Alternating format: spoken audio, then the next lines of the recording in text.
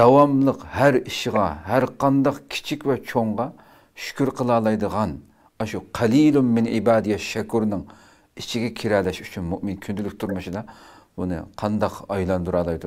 Agar javob berish kerak bo'lsa, 1 minutlik vaqtlar va programmamiz tugab qoldi.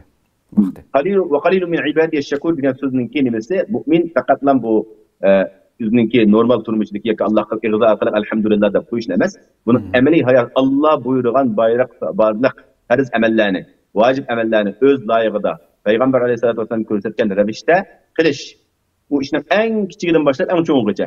Arifimiz misolda bir Uberga kirganda qanday kirish, qanday chiqishdan boshlab bir davlat qurish, davlatni qanday yetaklash, qanday uni boshqarish, oila, masalan bir jamoat, bir jamiyatda qurib chiqishga insonning ustiga yuklangan mas'uliyatlarni Qur'oni Karim Payg'ambar alayhisolamning sunnatlarining ruhiga uyg'un holda elib berishning o'zi bu eng to'g'ri shukr qildi. Ama bu şekilde mükemmel şükür kıldıqlarının sanı ait az. Adetdeki normal sözlerde rahmet ubu deydiğanların sanı köp buludur. Onun kafirsi mi var, musulmanı mı var?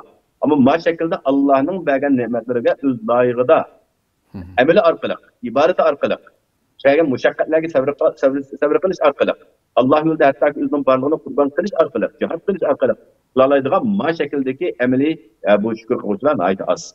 Sonra birisinden Peygamber Ömer Rezan'ın ki dua kıldıqlarına ey Allah meni şu azlardan qilgan deganda bu nim degene deganda Allah Qur'oni Karimda va qalilun min ibadiyash shakur degan emasmi deganda birdan rost to'g'ri. Bu nurg'un odamlar o'qiydi, lekin uni tafakkur qilmay tushirgan oyat emas bilsin. Amaliyotda shuni o'zimizning hayotni tadbiqlaydigan bo'lsak, hammamiz o'zimizni ashuna kirinmay, shuni sirtida qolganda his qilamiz. Rasmiy hayotimizni tadbiqlaydigan bo'lsak.